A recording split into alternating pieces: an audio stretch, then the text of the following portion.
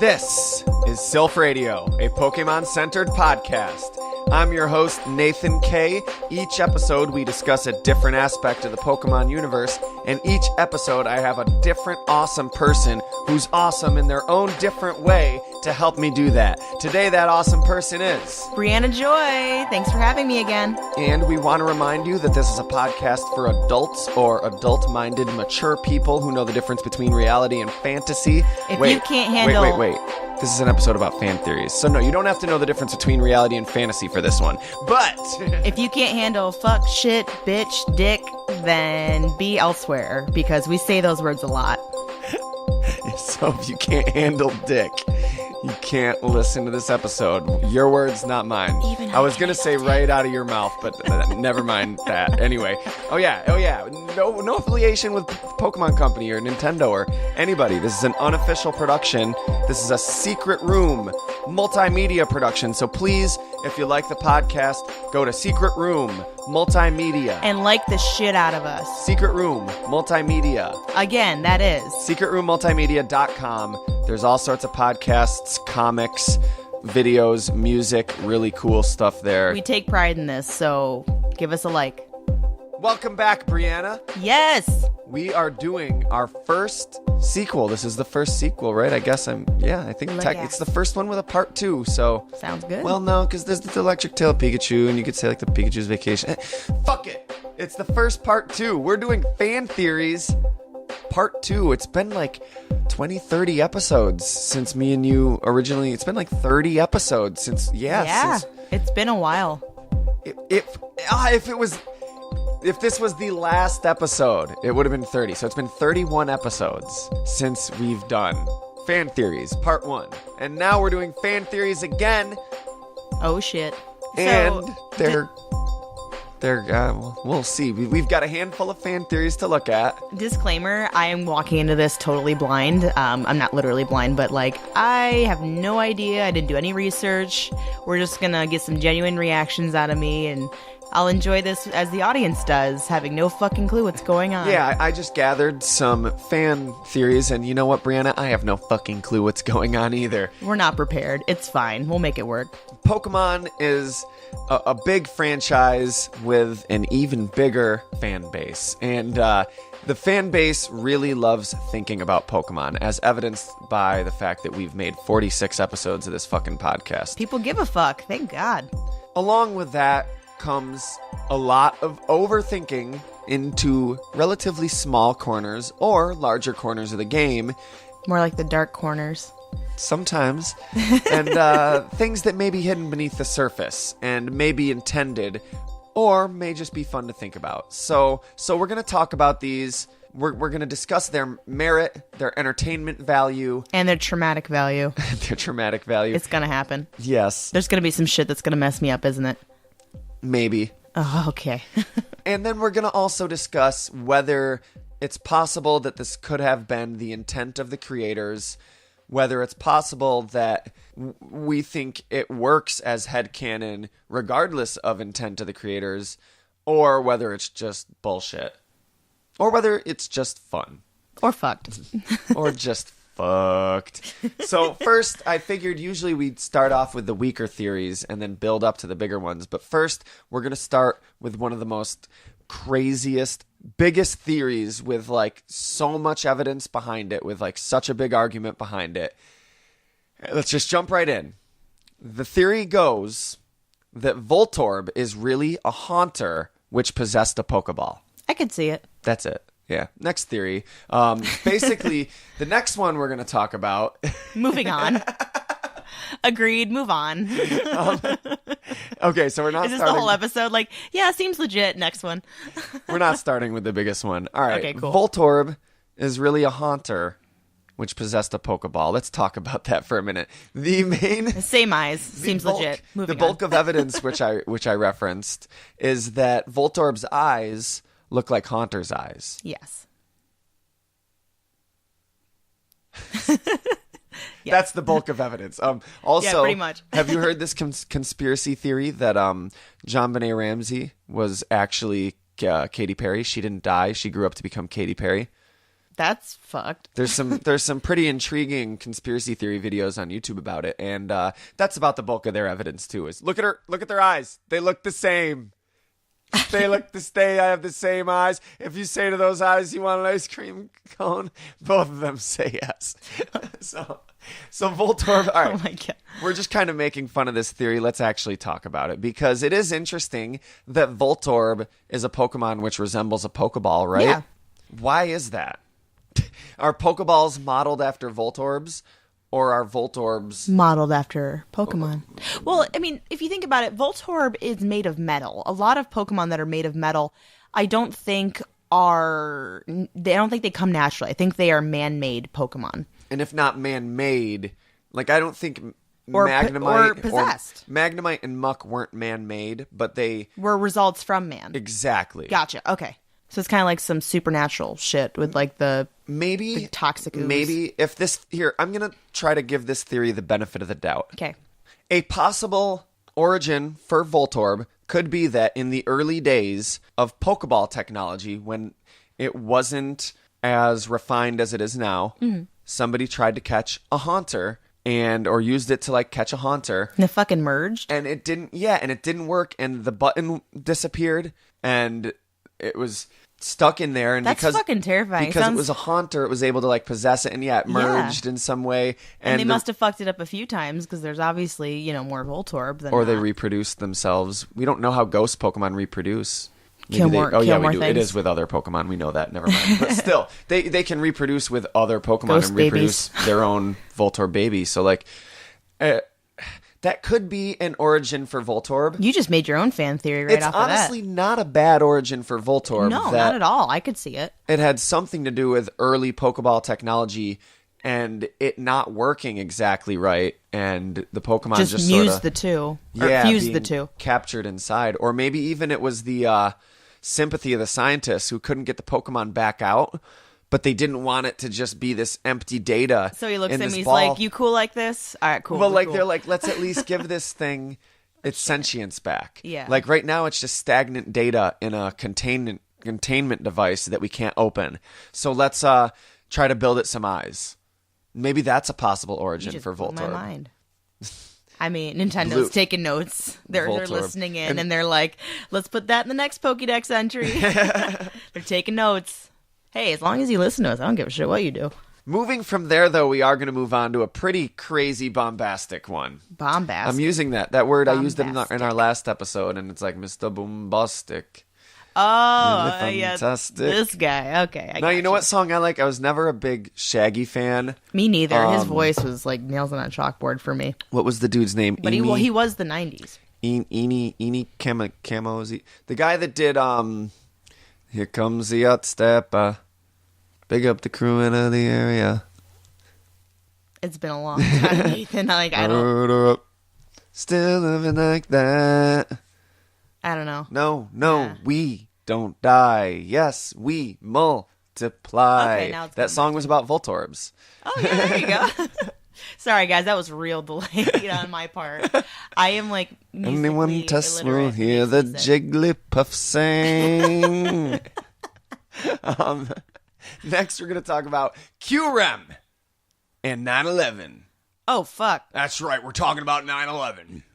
Get your truther boots on. Do you have truther boots? Do you need to borrow a pair? Yeah, probably. Open my eyes, Nathan. Tell me all about it. They make it so dark, like Pokemon and 9/11. Like, why mix the two? Let's hear more. You got Pokemon in my 9/11. You got 9/11 in my Pokemon. So, QREM is the third legendary in the yin yang. No. QREM from Black and White. Never mind. Unova. Yes. It's the ice type. The other one. That can merge with Reshiram or Zekrom. Yeah. Unova is, of course, based on America and even more heavily New York City. America. If you look at a map of Unova and a map of Manhattan, you can clearly see the parallels. They're very much so based on each other. And right about where Ground Zero would be in New York City is a desert area with dilapidated ruins and right around near there, you can find this impact crater from a comet. There's also a lot of construction workers around there. Do you see where I'm going with this? Yeah. Tripping me out. Now, the didn't destroy the city. These ruins have been there for thousands of years. But creatively, through the artistic depiction, like creation of this city, which is based on New York and was created after Ground Zero, it's hard to deny the similarities there. That a comet hit nearby there. There's a vast desert there and dilapidated ruins. Now, where does Curum come into It's pretty this? striking. Well, Curum came from the crater that was formed by the falling meteor. Okay. It's gray as compared to its black and white counterparts. If you really look at it, it does look kind of similar to an airplane. It's got wings that are like straight and they stick out. It's got a tail which really looks like a plane engine. And part of Curum's identity is that it's missing parts of its body because of the impact and stuff. Damn, Japan, you went dark. And because it's missing parts of its body, it generates this like powerful energy inside of itself. And because it's missing parts of its body, the energy leaks out. And because the energy leaked out, its body became frozen. If you know much about airplanes, the air outside an airplane when it's flying is like negative 50 degrees or something. I don't know. I'm not a flyologist, but well below freezing is what I'm getting at. And planes are built to keep their jet fuel from freezing. That way, if a plane becomes broken and jet fuel leaks out, it will instantly freeze. It'll melt steel beams. Frozen jet fuel. I cannot confirm or deny. Can't freeze steel beams. Yeah, this is all, the theory's bullshit, because ice-type Pokemon can't melt steel beams. That's what's up. It's also a particularly, like, vicious Pokemon compared to other, like, legendaries, where it's said to, like, eat humans and Pokemon if they go out at night. Not a lot of Pokemon are that vicious. They'll eat your nightmares, you know. I mean, doing us a favor. They'll destroy the world with earthquakes and tsunamis, but to particularly torture people and eat people and actually want to hurt and kill people is kind of vicious for a Pokemon, you know? Oh, yeah, definitely. And then things get really weird when you look at Curum's height. Curum's height used to be listed on Bulbapedia as 9 foot 11 inches. It's currently listed as 9 foot 10 inches. Here's the thing. In Japan, they measure in meters, and it's 98 meters, which is 9 foot 10.11 inches. Almost 9 foot 11. So it might as well be 9/11, because if they made it 99 meters, it would have been 9/12 or 9/13. That's so crazy. So it's 9/10, but could be 9 foot 11. Damn, Japan. Also, it waits for a hero to fulfill it with truth or ideals. So it's basically, it's waiting for either... Judgment Day. No, it's waiting for either a 9/11 truther to come along and feed it some bullshit, or an idealistic politician to come along and feed it some bullshit. Basically, it's waiting for bullshit. Sounds about right. Awesome. I love this theory, and a lot of people have actually really gotten down on this theory and said it's absolute bullshit. I beg to differ. I feel it was very much intentional. They don't want to make it seem obvious. I think because that, you know, like, it was a very serious event that happened in our country, and, you know, Japan, I don't think they meant it as a vindictive, like, oh, this happened to you, we're gonna make a Pokemon after you. But, like, I think that they could have easily based it off those events to create the landscape and a story for the land. And people take offense to that, but, you know, I want to point out that, like, it's not inherently offensive. Right. Like, it's fictional. 9/11 happened. Ground Zero is a part of New York. Unova is based on New York. Deal with it. Which kind of, like, raises the question, you know, like, okay, well then, would it be okay to make a Hitler Pokemon? Or, better yet, Jinx. Is it okay then? Is Jinx off the hook for being blackface because blackface exists? Right, and I think they base, like they always have, historically, they've based their art off of observation. This is where it gets complex. Like, in something which is obviously satire, like South Park, or social commentary, like Jay-Z's The Story of OJ video. Have you seen it? No. It's all, like, the blackface, like, minstrel horrible like animation, like the animation white people would make back in the day to denigrate extremely African offensive Americans. one. Yeah, and it's pretty bad, but like Jay-Z reappropriates it, makes it this slick, cool music video, and it has to do with the statements he's making in the song, which have a lot to do with race and race relations and the black identity in America. Right. So like it's clear that Jay-Z has the artistic license to do this. And it's clear that South Park has the artistic license to do this.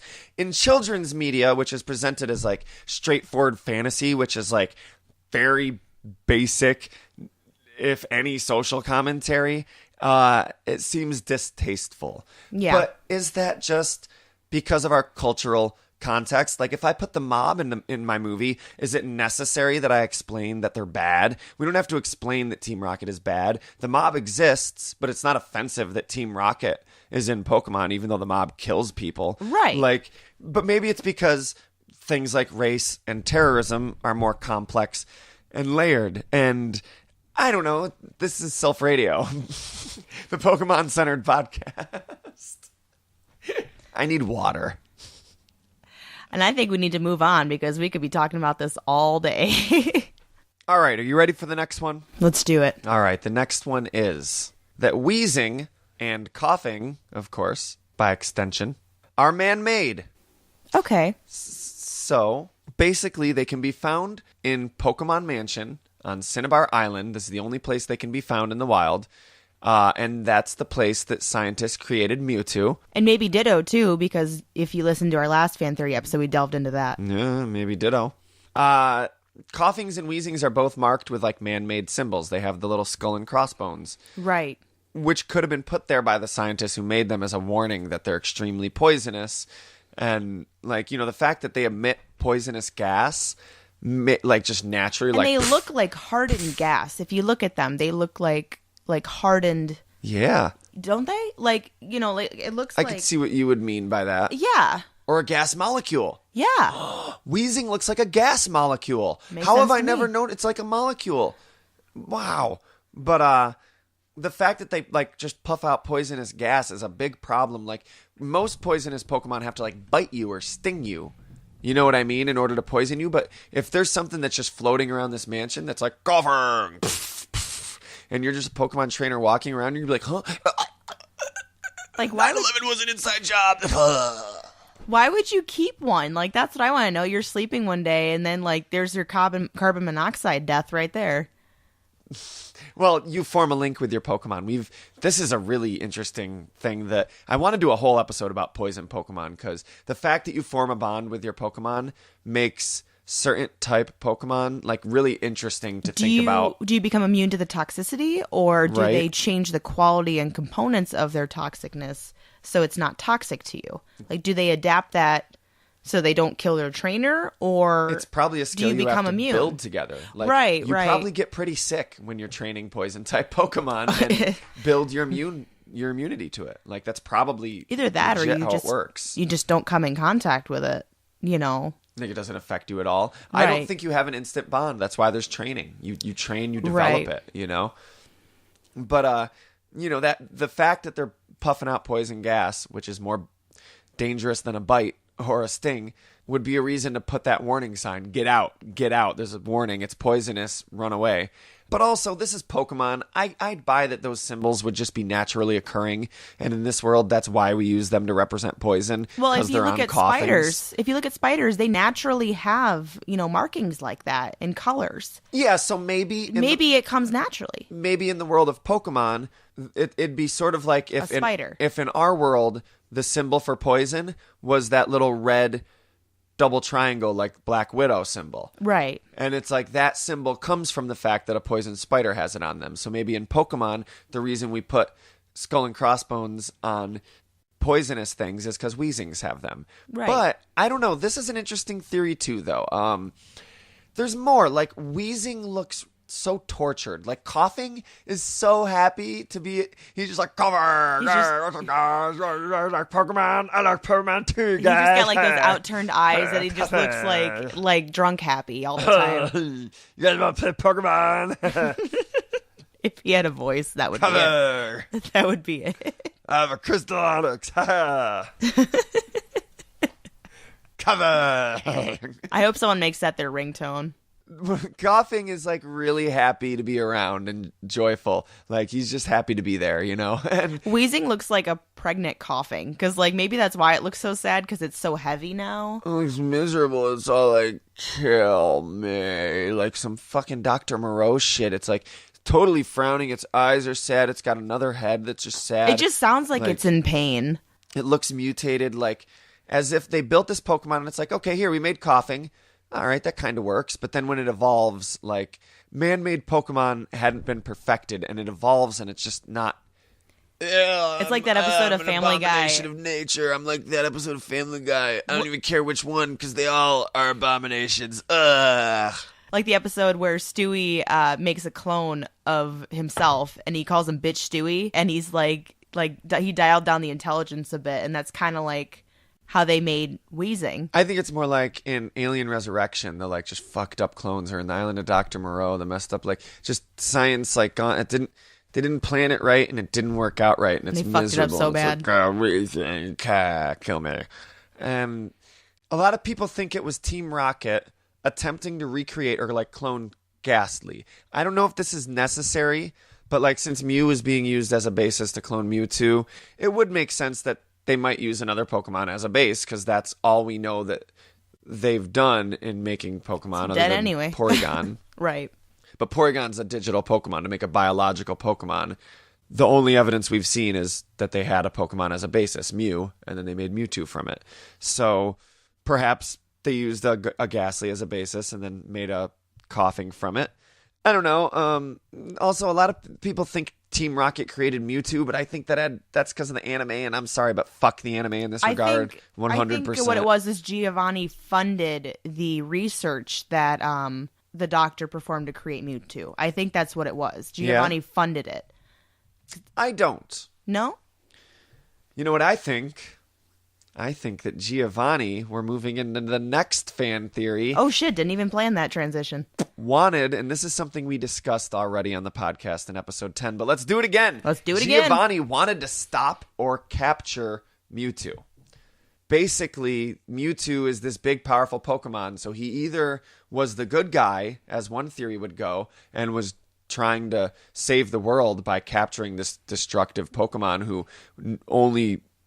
It says in the game that it only knew destruction and anger. I disagree. Or that he was still the bad guy and he just wanted the power. I think it's both, honestly. I think because there's evidence that Giovanni had a vision of a higher purpose for the world, of something for the world. And hey, Briana, to protect the world from devastation. Yep. To unite all peoples within our nation. Yep. But check it. The two big heists in the game that Team Rocket does in Red, Blue, Yellow. Do you remember what they are? The two big things they wanted to steal? The Slowpoke tails. No, that was Silver. Fuck, sorry. Yeah, the Silph Scope and what was the other one? The Silph Scope, which lets you see ghosts, and the Master Ball. Yes, that was it. Which lets you capture any Pokemon. Ghosts are super powerful against psychic Pokemon, and Master Ball... You need the Master Ball to capture Mewtwo. That's what the Master Ball is for, to capture Mewtwo in the game. If you don't use it on Mewtwo, what are you using it on? So Giovanni needed the Silph Scope so he could catch a ghost, and then the Master Ball so he could fight Mewtwo with the ghost, put him to sleep, catch him in the Master Ball. Also, oh my god, flashing back to a few episodes back, Team Rocket stole the TM for Dig in Cerulean City. That guy had the TM for Dig in Cerulean City, which is right by Cerulean Cave, where Mewtwo is. So if they stole the TM, maybe they needed the TM for Dig so they could dig down in the cave. Andrew Spawn, are you listening? There's something going on here. We were right. That's what the guy was doing. That's what the guy in the house... Okay, sorry, Briana. You remember the guy who got robbed in Cerulean City? Yes. He gets robbed twice, and we were like, why does he have all this stuff he's not supposed to have? Why does Team Rocket keep robbing him? Why would you have things after you got robbed the first time? Well, the first time it was the TM for Dig. Second time it was the thing to make the magnet train go at the power plant. They just hate that guy. Maybe he took the TM for Dig because he was like, no, I don't want them to get to Mewtwo. Right. Wow. I know Giovanni's going to use Mewtwo for his own power. He says he's trying to save the world, but I don't trust him. Obviously. And the magnet train had to do with maybe they were trying to get Zapdos. And he was like, no, I'm not going to let him get to Zapdos. I don't know. That's pretty interesting to think about. I mean, from an anime perspective, I know Giovanni's a bad guy. If you watch the first movie, if you watch the kind of like 4.5 Mewtwo Returns, like straight to VHS story, Giovanni says, I want to say it's in the first movie, he said, you were created by humans to serve humans. That is your purpose. So definitely, I don't see him at all as a person that would want to save the world. I definitely think see him as this. He wants power. I see him as like a Magneto, or if you've watched Heroes, what was it? What was Malcolm McDowell's name? Linderman. Like evil, but also like Magneto. Like Magneto, I think is the best comparison, but he's also a mob boss. So he's organized crime, but he's also got. I think it's both. I think he wants to capture Mewtwo to save the world from Mewtwo, but also to have the power of Mewtwo. He doesn't want someone else to capture Mewtwo. Right, I think he still wants the world there. Kill Mewtwo. Right.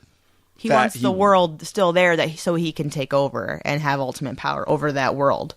And also, this would explain why they were at the lab on Cinnabar Island investigating Mewtwo. And then they're like, hey, look at all this science they did making their own Pokemon. We should make our own Pokemon. Get on it, Team Rocket scientists. And then they made Coughing there after Mewtwo already blew up the lab and left. So it wasn't the scientists there that were working on Mewtwo. Mewtwo escaped the lab. Later, Team Rocket came because they're trying to learn all they can about Mewtwo. So they go to this lab. Either that or they were investigating where the fuck their money was going. I really don't think they funded it. I think it's something separate. I think because there's no evidence in the game that says that Team Rocket had anything to do with making Mewtwo. That's all from the anime. And I know you're our anime girl. So that's cool. I respect that. But no, this is good that we can have this discussion comparing the two formats because you're right. They are two completely different circumstances. In the game, we know that Blaine had something to do with it. And we know that Dr. Fuji had something to do with it. Yes, and that's Dr. Fuji, hands down. So that's all we know. So I think it was the League. I don't think it was Giovanni or Team Rocket. But I think they were there investigating, and then they were like, look at all this science they were doing. And then they stood on the shoulders of geniuses to accomplish something as fast as they could, and then they're selling it. And then now they want to sell it. Sorry, I can't make it through a day without a Jurassic Park reference. You know, they saw what they were doing with all the science, and they were like, let's make our own Pokemon, and made a Coughing. Like, sure. I'm not saying that I'll accept it as canon, but that ain't a bad theory. I mean, Wait, we're not talking about the Coughing one anymore. That's right. We're talking about Giovanni capturing Mewtwo. Yes. Can you imagine if we tangented off that far from Coughing? Like... Right. We obviously don't know what we're doing. It's fine. You've obviously never listened to Fairpoint or Fair Enough or Silph Radio. What is Silph Radio? I don't know. So you think that Giovanni had a hand in creating Mewtwo? Oh, yes. And I think I think I'm biased too because, you know, the anime was what has always been Pokemon for me. Like the game up until Sun and Moon, like the story arc has not really been there until, you know, Sun and Moon, in my opinion. Like there's like tidbits here and there. But then again, as a kid, you don't understand. Like I'd have to go back and play the games again to really grasp like the underlying storyline and read more into it. And that's what Silph Radio and fan theorying and Reddit forums are for, is exactly, like to figuring delve out into that it. Like, oh my god, regardless, Giovanni was trying to capture Mewtwo, I think is obvious. Like the ghost thing, the Master Ball thing. So like it wasn't written explicitly in the text of the game, but there's a story there that we're trying to dig up. We need that TM too. And I like how it can go in so many different directions. So we should steal that TM for dig and dig under the surface of these fan theories. Just have to dig it in there one more time and dig a dead horse. You're beating a dead horse right now. All right, let's move on. Let's get into some Sun and Moon. You brought up Sun and Moon. Yes. Let's have a Sun and Moon fan theory. Oh, okay. I just completed the game, so this will be fun to hear. I haven't even played it yet. It's wonderful. What I enjoyed about Sun and Moon was the fact that it just completely changed the Pokemon universe. They added a whole other dimension. I mean, like they've been doing like a new dimension like every series, but this one was so beyond what they normally do. They talk about beast Pokemon, and it's incredible. Like the Ultra Beasts. The Ultra Beasts. Like it's it's amazing. Yeah, let's not get too into that. We're trying to stay away from those spoilers. We're going to do it soon. Soon so we're going to cool. What I want to do, because I'm not going to have time to play the game, so no promises, but I want to do an episode that will just cover the entire plot of Sun and Moon, or maybe a two-parter. Yes. But for now, we've got a theory. Tell me. A fan theory. The best kind. Sometimes. Depends. You're not the best kind. I like just actual scientific theories. Those are the best kind. Yeah, exactly. Ooh, or conspiracy theories. Those are fun. Usually bullshit, but fun. But the thing is, there are real conspiracies going on. Like this one. What if Komala, that cute little koala Pokemon, you know it, right? Yeah. Its ability is comatose. It's always asleep, and it's hugging this log. Well, what if I told you, Briana, that Komala wasn't a koala at all? The fuck? It's a log. It's big, it's heavy, it's wood. It's better than bad, it's good.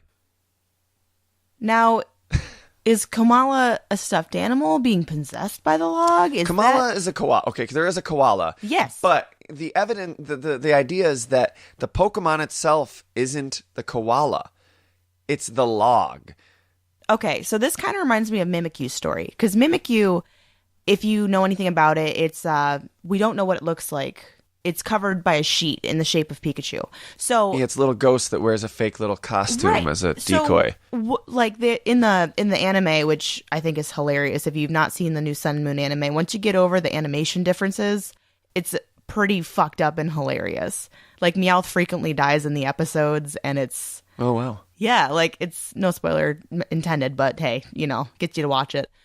So when Meowth catches a glimpse of what's under Mimikyu's little cloth there, he dies. Like, it's so bad. So Meowth literally dies. Yeah. Like, you can see his They reference the fact, he says, like, oh, God, I had a near-death experience. No, he basically said he went to that dark place again. Like, his spirit, you can see his spirit leaving his body when he, like, sees Mimikyu. Like, because there's a scene where Mimikyu's, like, floating around the water, and he just sees the cloth. Meowth and then he looks in the water, and there's these eyes. And then, like, next thing you know, like, he's... I love it. Meowth is like Kenny. That's more. No, seriously. I commend them so much. So that just even more solidifies that Team Rocket's my favorite part of the anime. Like the new anime. They're the best characters. They really like. Oh, and cats have 9 lives. Has he died more than 9 times yet? No, not yet. And as far as I know, we should count him and see. I should. Yeah. He's died like twice now. So.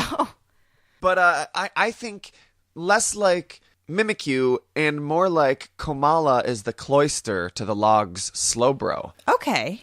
So basically, when you get a shiny, the koala doesn't change at all. But the log does. The color of the log changes. The color of the koala stays exactly the same. And its ability is that it can't be affected by status changes. It can't be put to sleep, can't be frozen, burned, just like a log. You can't burn a log. So... Wait. Yes, you can. The fuck? I know, right? Basic knowledge, Nathan. But the fact that it can't be affected by static changes, status changes like paralyzation and sleep and stuff. That's interesting. Makes kind of sense. Can Kamala and the log be separated? I don't think so. They're always together. Have you ever seen it without the other? Like, does he throw his log? Well, in a lot of the pictures, like the Ken Sugimori pictures, look like the koala's spinning around on the log to hit people. Like maybe it's using it to like do a spin kick. That's kind of cool. But like in the walking animation, the koala doesn't move at all. The log moves, and the koala's just kind of dragged along with it. Interesting. So maybe it's not using it to do a spin kick. The log's using the koala more like a chain mace. What if the koala was sleeping, like is like permanently asleep? It is. Oh, okay. It is always asleep? Yes. Okay, so what if the log, is Kamala? Okay, I can see that. Like, I just like did the, I just readdressed the theory that we're discussing. What if the log? Wait, that's what we were talking about. Yeah, anyway, so. Komala is Mimikyu. Oh. Kamala caused 9/11. Shit. Moving on. You lost me there for a little while. There's a popular theory that goes around that Missingno is basically what happens to corrupted Pokemon data. And I do like that idea. I think that makes a lot of sense. It's honestly the best in-story explanation for Missingno, other than being some elder god Lovecraftian type And we've being. discussed Missingno's origins, right? How like they made the game for X amount of spaces in the game for Pokemon data, We've and that was talked a just little the bit about it, remainder but of the data. We're going to do a whole Missingno episode. There's a lot to it, and I Sweet. can't wait to do the Missingno episode when it comes up. But this leads me to a theory that's much stranger. What if, Briana, Oh God. I pose to you this: Digimon are just corrupted Pokemon data that have been basically quarantined in this networked PC directory for corrupted Pokemon I data kind of files. like how they address that, just because Digimon is a cheap ripoff of Pokemon, in my opinion. Right. No offense to any fans out there, but never been a fan. So, So the digital world is this PC quarantine system for these corrupted Pokemon. Like, what if that's how they start out their Pokemon journey, as they practice with Digimon? no.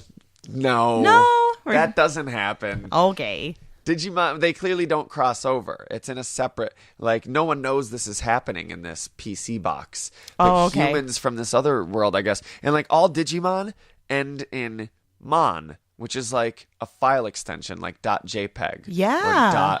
Or .mov. Dot So, like, mon. maybe there was a Charmander named Agu, and when they put it in the box, it was Agu.mon for Pokemon. Right. And then it got corrupted, put in the digital world, digital monsters, Digimon are the champions. And, yeah, this theory is bullshit. Yeah. I tried. I really did. I tried for this one. Yeah, they're obviously, not to mention they're owned by two completely different companies. Yeah, So it obviously wasn't intended, but it's just I think anyone who actually likes this idea knows that. They're like, Oh, well, yeah. yeah, no, I'm just having fun. I'm just fucking around now. Alrighty, this next one is actually one of the biggest and most popular Pokemon fan theories of all. Let's hear it. I'm sure you've heard of it. It's the big Pokemon War theory. Yes. Yes, I have. The idea is basically that in Gen 1, these games all take place after a massive war which decimated the land. Like, Lieutenant Surge mentions that electric Pokemon saved him in the war. You know, that's the basis, the starting point. But the evidence is you don't have a father. Your rival doesn't even have parents. There's a lot of women, children, and old men, but not very many just adult males. There's gyms, there's medical centers everywhere, but not many places for entertainment. And the theory goes there's all these mutated animals roaming the forests and woods from the radiation caused by nuclear bombs. Right. And when you look at the original games, too, like, they definitely look like it's on newly settled land. Like, you just moved into the area, or they're building all these buildings up and it's becoming something, you know, like they're still building. Like, I feel like it's a new world. That's what I When you feel. start, like, I think the new world is our old world. Really in this universe? Yeah. Like, I believe that Pokemon is like the future. Like, after we fuck up and nuke each other. Oh, wait, like, I thought you were saying Pokemon was our past. Pokemon's our future. yeah. Like, I think we're gonna fuck up someday and nuke each other, mutate our animals, and start over.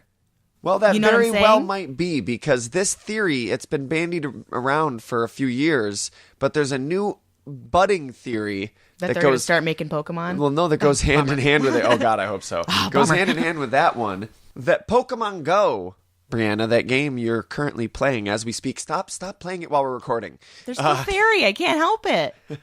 They're only up in the north. I can't catch them in Florida. Pokemon Go takes place before this epic Pokemon War, which would mean what you just said, that it's in our future. Yeah. Kind of That's my own fan theory right there. makes that. Copyright Briana Joy, 2017. Basically, check this out. In Pokemon Go, they haven't even discovered 151 Pokemon yet. The strategy of weakening Pokemon before you capture them hasn't even been established. You just throw Pokeballs at it so you And you capture throw it. it berries as well. I'm going to capture it. I'm going to capture it. Have some berries. I'm going to capture it. Pretty much. Gobberg! You can catch Aerodactyl, Omanite, and Kabuto, all three of which are extinct by the time of Red, Blue, and Yellow. And it's like this Game of Thronesy time where, like, stable gym leaders have not been established and everybody's constantly vying for the top position, and they're always being overturned and overthrown. There's just so much of that. The tech for trading hasn't been invented yet. Candies are not yet rare. They're not yet a rarity. Maybe you really did make the candy from Pokemon. Like you shipped them off to be boiled down and burnt down and Too far. into candy to just like they did with the cows. Too far. No, but maybe you did. We don't have time for your agenda, Nathan. And that's why it's rare now, because it's been fucking outlawed. Or perhaps we just discovered that there are better ways to level your Pokemon because rare candy doesn't work as well as the currently established method of like training and battling. And actually caring for it. EV training and Well, I mean, stuff. how many gens did it take for them to realize, oh, you should probably care for the Pokemon and give it attention other than just theoretically doing it? I mean, the original games, it was very like, it was almost borderline abusive. You beat the fuck out of them. You take them to get healed. You beat the fuck out of them. You take them to get healed. Like, there's no petting, and or you breed the shit out of them. I like, was expecting, when I was a kid, more of that aspect, because it had been pitched to me as a Tamagotchi-like RPG. And I was like, what? Awesome. That's cool that they've added more of that. Obviously, in the real world, you would have to care for your Pokemon much more. Right. But concerning this theory, let's take a look at Professor Willow. Professor Willow may, in fact, be Johto's Ice-type gym leader, Price. Ooh. You remember Price, the old man with the cane? I do. He makes a point to remind you twice that his middle name is Willow. He's always wanting to let you know, just so you know, my middle name's Willow, which is a big deal. If you think about it, why would he keep reminding you that his name's Willow? Because professors are named after trees. So he's like, does that mean anything to you, kid? Hey, my name's Willow. Catching on yet? I used to be a professor. Maybe. This is just all in the theory. Right.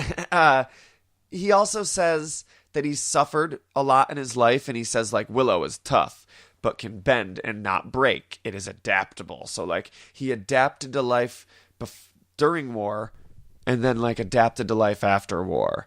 And if you look at his art, in his Sugimori art, he's in the same pose as Professor Willow, holding the ball. That's fascinating. So I could see that, definitely. I definitely agree that I think Pokemon Go is a precursor to, you know, the red, blue, yellow game. So I could see that as factual. And this is setting it even before the war that they're theorizing is a precursor. The idea is that the three teams, Valor, Instinct, and Mystic, went to war. Basically, their idea is this takes place after the creation of Porygon, because you can catch Porygon, but before the creation of Mewtwo. There is no Mewtwo. So the theory goes that the war was over the creation of man-made Pokemon, and that vibes with these three teams' different conflicting worldviews. So, like, the conflict escalated. What if Mewtwo was created. Valor, Instinct, Mystic all went to war. What if that's a precursor for our world? What if, you know... I thought you said our world was the precursor. Well, I'm just saying, like, what if Pokemon Go results in an actual war? Precursor. I barely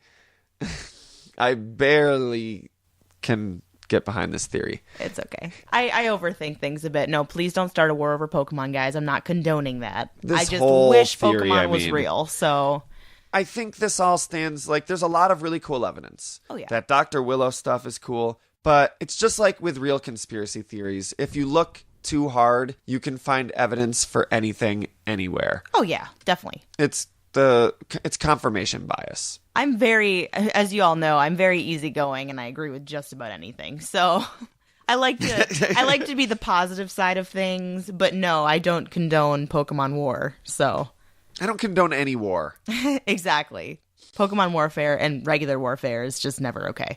But the thought of a Pokemon war, like, it's always mentioned, like you said, Lieutenant Surge, in the anime too, the Lucario and Mystery of Mew movie, they were talking about a war as well. And was it? It was like hundreds of years ago. X and Y, like, they have a whole history about a war. Yeah, so. And and Lysander, he goes to start a war essentially, as did Archie and fucking dicks. Yeah, like fucking dicks. Like, they're all about starting another war for their own gains, and fuck starting wars. Let's all come together. Let's all come together in support of each other.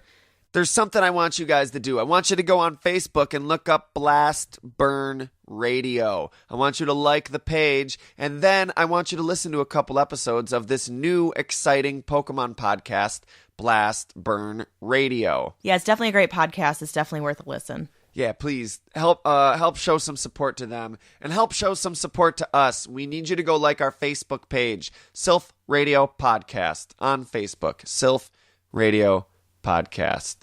Silph Radio Podcast on Facebook. Please go like that page. We post really cool Pokemon art there all the time. You can join the conversation, and you can join the conversation on our subreddit. That's r/Silph Radio. Tell us what you want to hear. Join in some discussions. Give us something to talk about. Let us know what you think of the fan theories. If you have anything interesting enough to say, we'll talk about it on the next episode. If you have your own fan theory, share it. We'd love to hear it. Absolutely. And judge you for it. Depending on how fucked up it is. As I've been saying, now more than ever, we really need your support. Our Google results have been taken from us by somebody else using the words Silph Radio to refer to a feature of their app. So don't wage war on them. War is never cool. We've established that. Yep. Instead, let's just all get together and help support each other. So help support Silph Radio. If you got something you want me to help support, send me a message and I'll do my best. Show us some love and we'll show it right back. Also, there's Fairpoint Podcast and Fair Enough Podcast if you're needing something to listen to in the interim between Silph Radios. Next time on Silph Radio, we're keeping it in the realm of fan speculation and going back to the well for another part 2. Craig Lewis is coming back for Pokemon Creepypasta again. Just in time. Ha ha ha ha. Just in for time. Halloween. Is it just in time for Halloween? Kinda. We're getting there. Don't remind. Oh man. It's coming, man. You gotta get ready. It's coming. Until next time, from the secret room. I'm Nathan K. And I'm Briana Joy. Have a great week, guys. Until next time.